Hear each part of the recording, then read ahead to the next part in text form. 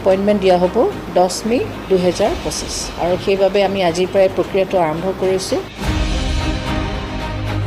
জল্পনা কল্পনাৰ অৱসান ঘটাই অৱশেষত শুকুৰবাৰৰ পৰা প্ৰাথমিক পৰ্যায়ৰ শিক্ষকৰ 5,550টা নিয়মীয়া পদৰ বাবে আৰম্ভ হ'ল নথি পৰীক্ষণ প্ৰক্ৰিয়া।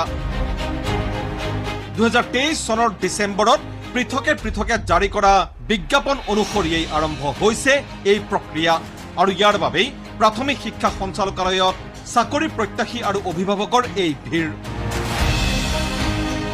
কেৱল 5,550টা পদতেই নহয়, 2025 চনৰ 31 মাৰ্চৰ ভিতৰত অৱসৰ গ্ৰহণ কৰিবলগীয়া শিক্ষকৰ প্ৰায় 4,500 নিয়মীয়া পদৰ বাবেও শীঘ্ৰেই প্ৰকাশ পাব নতুন বিজ্ঞাপন, যি বিজ্ঞাপনৰ আধাৰত সংশ্লিষ্ট পদত নিযুক্তিৰ বাবেও সমান্তৰালভাৱে নিযুক্তিৰ প্ৰক্ৰিয়া চলিব বুলি উল্লেখ কৰে প্ৰাথমিক শিক্ষা সঞ্চালক সুৰঞ্জনা সেনাপতিয়ে। অলৰেডি ডাইৰেকশ্যন আহিছে যে ইয়াৰ নেক্সট যিখিনি 2025ৰ 30 মাৰ্চৰ ভিতৰত যিখিনি ভেকেঞ্চি আৰু ওলাব সেইখিনিও আকৌ এডভাৰটাইজমেণ্টৰ ৰিক্ৰুইটমেণ্টৰ প্ৰচেছটো আৰম্ভ কৰা হ'ব। অৱশ্যে এই নিযুক্তি প্ৰক্ৰিয়াত নচলিব নম্বৰৰ কাৰচাজি। বহিৰাজ্যৰ পৰা বিভিন্ন পন্থাৰে নম্বৰ বৃদ্ধি কৰা সকলেও নাপাব বিশেষ সুবিধা। বহিৰাজ্যৰ নম্বৰ কেন্দ্ৰিক বিতৰ্কৰ অৱসান ঘটোৱাৰ বাবে প্ৰথমবাৰৰ বাবে বাছনি প্ৰক্ৰিয়াৰ নম্বৰ কেন্দ্ৰিক পদ্ধতি সলনিৰ সিদ্ধান্ত ৰাজ্য চৰকাৰৰ। মাৰ্কিং পেটাৰ্ণ আমাৰ LPৰ ক্ষেত্ৰত লোৱা হৈছে যে হাই ছেকেণ্ডেৰীৰ পৰা যিহেতু আমি কোৱালিফিকেশ্যনটো লোৱা হয়, যিমানে মাৰ্কছ স্ক'ৰ নকৰক মানে 100ৰ ভিতৰত তেওঁলোকৰ 5% মাৰ্ক লোৱা হ'ব। DLEDতো 5% লোৱা হ'ব। আমাৰ টেট কোৱালিফাইড টিচাৰখিনিৰ কাৰণে আমি ল'বলৈ কাৰণে আমি সেইটো মাৰ্কিং পেটাৰ্ণটো 85% ধৰা হৈছে। কেৱল নিম্ন প্ৰাথমিকৰ ক্ষেত্ৰতেই নহয়, উচ্চ প্ৰাথমিক পৰ্যায়ৰ শিক্ষকৰ বাছনি প্ৰক্ৰিয়াটো প্ৰযোজ্য হ'ব অনুৰূপ নীতি। আপাৰ প্ৰাইমেৰীৰ কাৰণে হৈছে হাই ছেকেণ্ডেৰী তেওঁলোকৰ 5 মাৰ্কছ মেক্সিমাম পাৰ্চেণ্টেজটো ধৰা হৈছে। গ্ৰেজুৱেশ্যনৰ পৰাও তেওঁলোকৰ 5% আহিব আৰু DLEDৰো যিটো আমি কৈছিল DLED বা BEd তেওঁলোকৰ বাহিৰৰ জিলাৰ পৰা হ'লে সেইটো 5% ধৰা হ'ব। কোৱালিফিকেশ্যনটো 80% মাৰ্কছ তেওঁলোকৰ ধৰা হ'ব।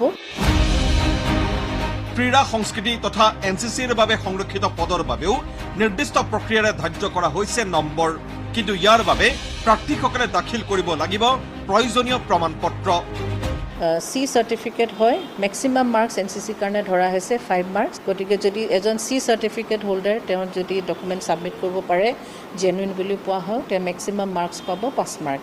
আৰু যদি B চাৰ্টিফিকেট হয় তেতিয়াহ'লে 3 মাৰ্ক তেওঁলোকক দিব পৰা যাব। আৰু এই প্ৰমাণ পত্ৰসমূহ নিৰীক্ষণ কৰিব ৰাজ্য চৰকাৰে সুকীয়াকৈ গঠন কৰা 3জনীয়া কমিটিয়ে। সংশ্লিষ্ট প্ৰমাণ পত্ৰসমূহ বাধ্যতামূলক হ'ব লাগিব ৰাষ্ট্ৰীয় পৰ্যায়ৰ। প্ৰমাণ পত্ৰ কেন্দ্ৰিক চৰ্চাৰ মাজতে এই কথাও স্পষ্ট কৰে সঞ্চালক সুৰঞ্জনা সেনাপতিয়ে।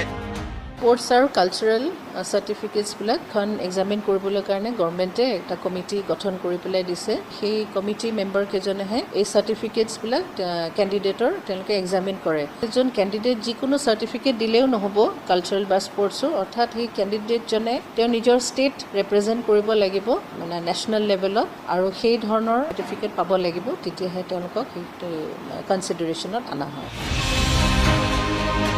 ভিডিঅ' জাৰ্নেলিষ্ট নৱজ্যোতি ডেকাৰ সৈতে মুকুট ৰয়ৰ ৰিপৰ্ট MD24।